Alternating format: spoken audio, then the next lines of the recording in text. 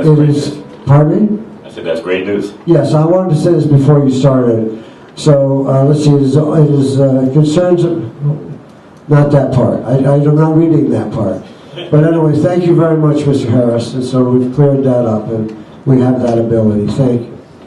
Okay, like I said, I promised to follow the 3 B's.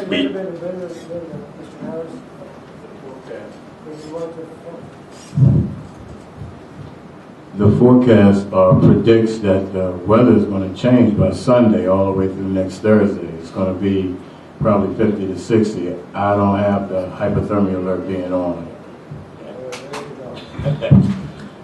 Okay, like I said, despite the name I have, I'm going to follow the 3 B's. Be brief, be brilliant, and be gone. But before I get any further, I'd like to ask Patty and Jean and Randy to join me. I won't take that long.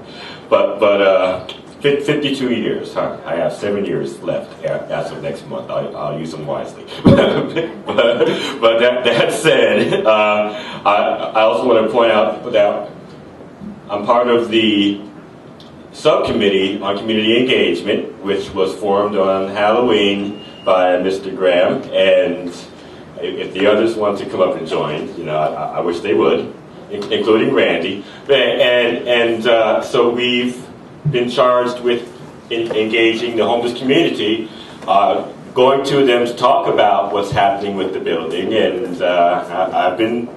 we've been telling them about how that the closing of this building is inevitable. That much is true. What happens after that is what we're really discussing here.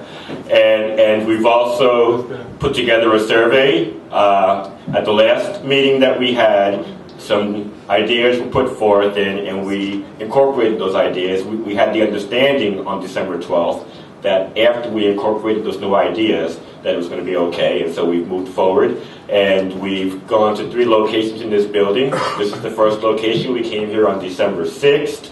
We probably had about 30 people in the room, maybe a little bit more even, and many of them filled out the surveys. We spoke to them for several minutes about the future of the building and what we wanted to hear from them.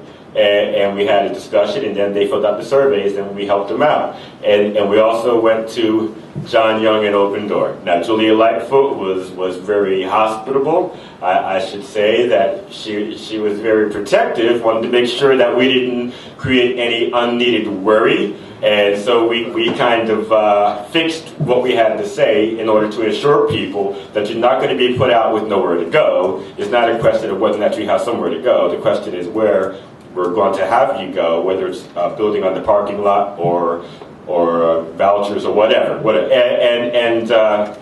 So let me see what else. And then we went to John Young and Open Door, and they were very hospitable. Reverend Johnson let us in. She followed the protocol that we established here in this space, and she had her staff to step away so folks would feel more comfortable.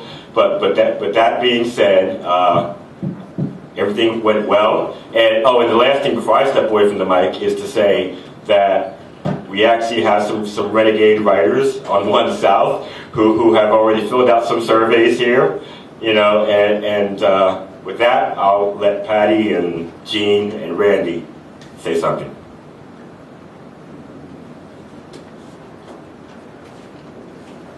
I just want to echo what Eric said. It was really wonderful to go directly into the 2 shelters in Clean and Sober Streets and be able to engage in conversation where people are at and where they're living, to hear about what their vision and their hopes and dreams are for this spot in the future. I think it's wonderful that Councilmember Graham has brought people here and offered an opportunity to speak, but going directly to people where they're staying to hear from them has just been a wonderful experience, and I feel as though people have been willing and open and really want to share about what they see for the future in this location and other opportunities and possibilities in the city. So we really look forward, thank you,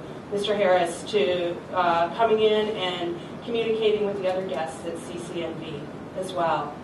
And for those of you who don't know, Randy, we brought Randy on to help us facilitate these conversations.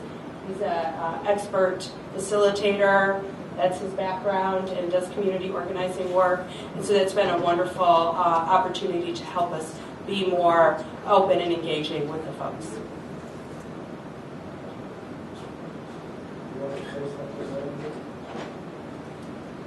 Well, I work as a community organizer. I work at the Catholic Campaign for Human Development, but I'm also the chairperson of the Social Concerns Committee over at Holy Redeemer Catholic Church on New York Avenue.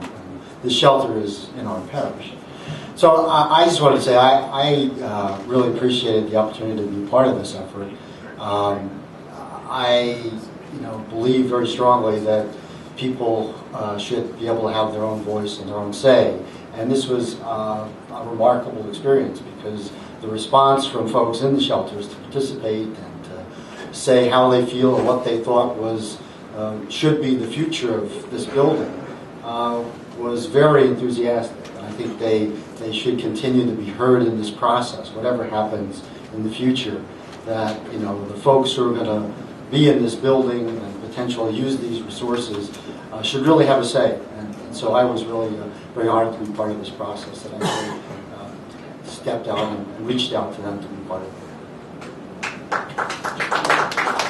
And we're going to be on the agenda for the next month meeting for a more substantive report back. And just to let you know what's in store, we're using this SurveyMonkey tool, which some of you are probably familiar with. So all of the data that we're collecting from people filling out the survey is going to be input into that tool, and it will compile the responses to the various questions. And then I think we'll also, in addition to that report, have a report back from the listening session piece that we've been doing beyond just the written surveys. So we're excited to be able to do that next month.